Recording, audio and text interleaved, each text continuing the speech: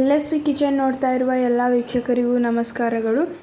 LSP ಕಿಚನ್ಗೆ ಸ್ವಾಗತ and ಸುಸ್ವಾಗತ ರೀ. ಇವತ್ತು ವಿಡಿಯೋದಲ್ಲಿ ತೋರಿಸ್ತಿರೋದೇನೆಂದರೆ ಪ್ಯಾಕೆಟ್ ಹಾಲಿನಿಂದ ಬೆಣ್ಣೆ ಯಾವ ಥರ ತಕ್ಕೊಳ್ಳೋದಂತ. ಬೆಣ್ಣೆ ತಕ್ಕೊಂಡು ತುಪ್ಪ ಸಹಿತ ಕಾಸು ತೋರಿಸ್ತೀನಿ ರೀ ಈ ವಿಡಿಯೋದಾಗ ನಿಮಗೆ. ಬೆಣ್ಣೆ ಅಂತೂ ತುಂಬ ಚೆನ್ನಾಗಿ ಬರುತ್ತೆ ರೀ, ಕಾಣಿಸ್ತಿರ್ಬೋದು ನಿಮಗೆ. ನಾನಿಲ್ಲಿ ನಿಮಗೆ ಮೊದಲಿಗೆ ಹಾಲು ಯಾವ ಥರ ಕಾಸ್ಕೊಳ್ಳೋದನ್ನು ತೋರಿಸ್ತೀನಿ ರೀ. ನಾನಿಲ್ಲಿ ಗಟ್ಟಿ ಹಾಲು ತೊಗೊಂಡಿದ್ದೀನಿ ರೀ, ನಂದಿನಿ. ಇದನ್ನು ನಾನು ಕಟ್ ಮಾಡಿ ಅಗಲ ಪಾತ್ರೆ ಒಳಗೆ ಹಾಕೋತಾ ಇದ್ದೀನಿ ರೀ. ನಾನಿಲ್ಲಿ ಸ್ಟೀಲ್ ಪಾತ್ರೆಯಲ್ಲಿ ಕಾಸ್ಕೊತಾ ಇದ್ದೀನಿ ರೀ. ನಿಮಗೆ ಯಾವ್ದು ಅನುಕೂಲ ಆಗುತ್ತೋ ಅದರಲ್ಲಿ ಕಾಸ್ಕೋಬೋದು ರೀ. ಈ ನಂದಿನಿ ಹಾಲು ಸ್ವಲ್ಪ ಗಟ್ಟಿ ಇರುತ್ತಲ್ಲ ರೀ, ಕೆನೆ ಸ್ವಲ್ಪ ಚೆನ್ನಾಗಿ ಬರುತ್ತಲ್ಲ ರೀ, ಅದಕ್ಕೆ ನಂದಿನಿ ಹಾಲು ತೊಗೊಳೋದು ರೀ. ಹಾಲನ್ನು ಸಣ್ಣ ಉರಿಯಲ್ಲಿ ಇಟ್ಕೊಂಡು ಚೆನ್ನಾಗಿ ಕಾಸ್ಕೋಬೇಕು ರೀ. ಮ್ಯಾಗೆ ಫುಲ್ ಸಣ್ಣ ಉರಿಯಲ್ಲೇ ಇಟ್ಟಿದ್ದೀನಿ ರೀ. ಈ ಥರ ಒಲೆ ಮ್ಯಾಗಿಟ್ಟು ಒಂದು ಸಣ್ಣ ಸ್ಪೂನ್ ತೊಗೊಂಡು ಈ ಥರ ಒಂದು ಸಲ ಕಾಯಿ ಆಡಿಸ್ಬೇಕು ರೀ. ಹಾಲು ಚೆನ್ನಾಗಿ ಕಾಯೋವರೆಗೂ ಏನು ಟಚ್ ಮಾಡಬಾರ್ದು ರೀ. ಹಾಲು ನೋಡಿರಿ ಇವಾಗ ಈ ಥರ ಚೆನ್ನಾಗಿ ಉಕ್ಕಿ ಬಂದಮೇಲೆ ಗ್ಯಾಸ್ ಆಫ್ ಮಾಡಿಬಿಡ್ಬೇಕು ರೀ. ಇದ್ರ ಮೇಲೆ ಏನು ಮುಚ್ಚಬಾರ್ದು ರೀ, ಹಾಗೆ ಇಡ್ಬೇಕು ರೀ, ತಣ್ಣಗಾಗಲು ಬಿಡ್ಬೇಕು ರೀ. ನೋಡಿರಿ ಇವಾಗ ಈ ಥರ ಬಂದಿದೆ. ಹಾಲು ಸ್ವಲ್ಪ ಉಗುರು ಬೆಚ್ಚಗೆ ಇರುವಾಗ ಫ್ರಿಜ್ಜಲ್ಲಿ ಇಡ್ಬೇಕು ರೀ.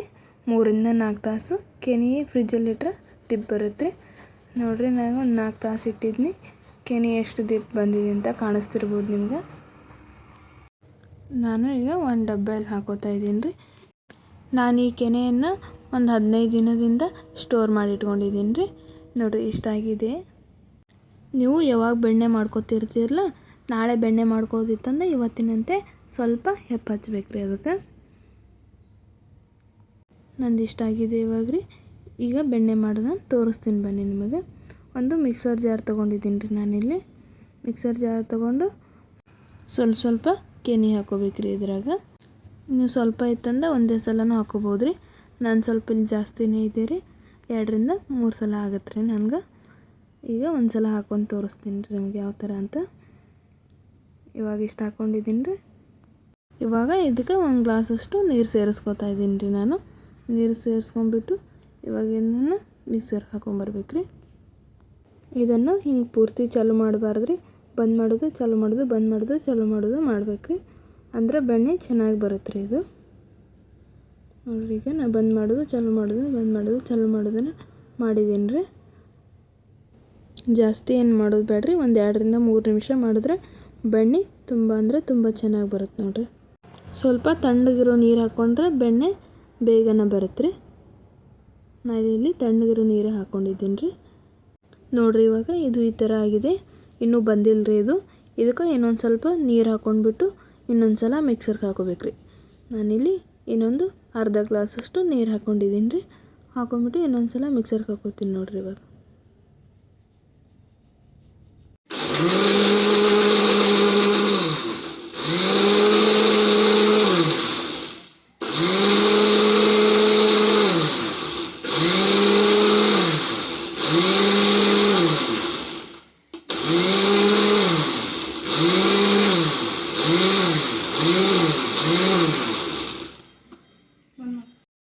ನೋಡಿರಿ ಇವಾಗ ಬೆಣ್ಣೆ ಯಾವ ಥರ ಬಂದಿದೆ ಅಂತ.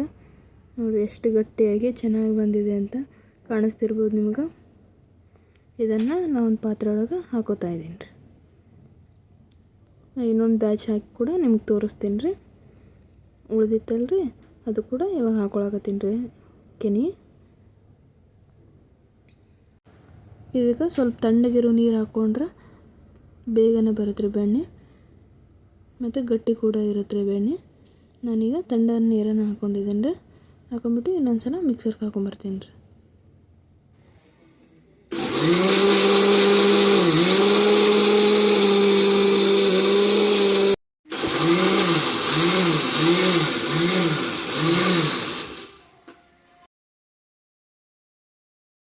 ವಾವ್, ನೋಡಿ ಈ ಬ್ಯಾಚ್ ಕೂಡ ಎಷ್ಟು ಚೆನ್ನಾಗಿ ಬಂದಿದೆ ಅಂತ.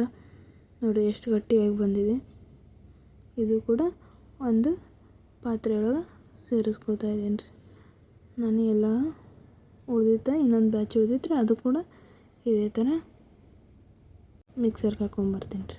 ನೋಡಿ ಎಷ್ಟು ಗಟ್ಟಿಯಾಗಿ ಬಂದಿದೆ ಬೆಣ್ಣೆ. ಇನ್ನೊಂದು ಬೌಲ್ ಉಳಿತಾನೆ ರೀ, ಅದು ಕೂಡ ಹಾಕೊಂಬಂದಿನಿ ರೀ ನಾನು. ನೋಡಿರಿ ಎಷ್ಟು ಗಟ್ಟಿಯಾಗಿ ಎಷ್ಟು ಚೆನ್ನಾಗಿ ಬಂದಿದೆ ಅಂತ. ಪ್ಯಾಕೆಟ್ ಹಾಲಿನಿಂದ ಇಷ್ಟು ಚೆನ್ನಾಗಿ ಬರುತ್ತೆ ನೋಡಿರಿ. ತುಂಬ ಅಂದರೆ ತುಂಬ ಚೆನ್ನಾಗಿ ಬರುತ್ತೆ ರೀ. ಇದು ಏನಿಲ್ಲ ಅಂದರೂ ಒಂದು ಪಾವು kg ಮ್ಯಾಗಿದೆ ರೀ. ನೋಡಿರಿ, ವಾವ್ ಎಷ್ಟು ಚೆನ್ನಾಗಿ ಬಂದಿದೆ. ಇದನ್ನು ಒಂದು ಪಾತ್ರೆ ಒಳಗೆ ಹಾಕೋತಾ ಇದ್ದೀನಿ ರೀ.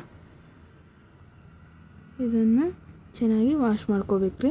ಮಜ್ಜಿಗೆ ಇರ್ತಾವಲ್ಲ ರೀ, ಒಂದು 2-3 ಸಲ ತೊಳ್ಕೊಬೇಕು ರೀ. ತೊಳ್ಕೊಂಡು ತುಪ್ಪ ಕಾಸ್ಕೋಬೇಕು ರೀ ನೀವು. ನಾನಿವಾಗ ಇದನ್ನು 2-3 ಸಲ ಚೆನ್ನಾಗಿ ತೊಳ್ಕೊಂಬಂದಿದ್ದೀನಿ ರೀ. ಇದನ್ನೀಗ ಒಲೆ ಮ್ಯಾಗ ಕಾಸಕ್ಕಿಟ್ಟಿದ್ದೀನಿ ನೋಡಿರಿ ನಾನೀಗ. ನೋಡಿರಿ ಇವಾಗ ಬೆಣ್ಣೆ ಕರಗ್ತಾ ಇದೆ. ನೋಡಿರಿ ಯಾವ ಥರ ಬುರುಗು ಬರ್ತಾ ಇದೆ, ಕಾಣಿಸ್ತಿರ್ಬೋದು ನಿಮಗೆ. ತುಂಬ ಅಂದರೆ ತುಂಬ ಚೆನ್ನಾಗಾಗುತ್ತೆ ರೀ ತುಪ್ಪ. ಈ ಥರ ಸ್ವಲ್ಪ ಕೈ ಆಡಿಸ್ಕೋಬೇಕ್ರಿ.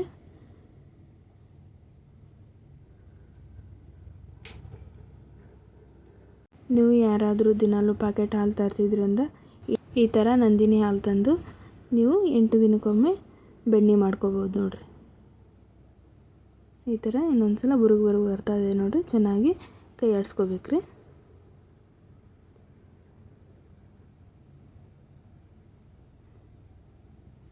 ಇದು ಗ್ಯಾಸ್ ಸಣ್ಣ ಇಡಬೇಕ್ರಿ. ಜೋರಿಟ್ರೆ ಉಕ್ಕುತ್ರಿ. ಇದು ಸ್ವಲ್ಪ ಉಕ್ಕಾಕತ್ತಂದ ಈ ಥರ ಚಮಚಲ್ಲೇ ಕೈ ಆಡಿಸ್ಕೋಬೇಕ್ರಿ.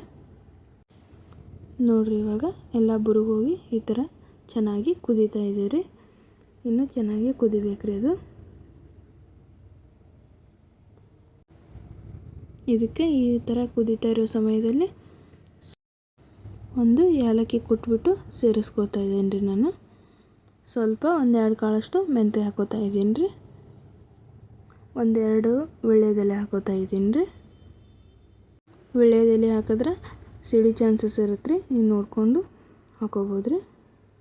ಇದು ವೀಳ್ಯದೆಲೆ ಚೆನ್ನಾಗಿ ಗರಿ ಆಗಬೇಕು ರೀ. ಆವಾಗ ತುಪ್ಪ ಚೆನ್ನಾಗಿ ಕಾಯ್ದೈತೆ ಅಂತ ಗೊತ್ತಾಗುತ್ತೆ ರೀ. ನೋಡಿರಿ ಇವಾಗ ಇನ್ನೂ ಚೆನ್ನಾಗಿ ಕಾಯ್ತಾ ಇದೆ ರೀ.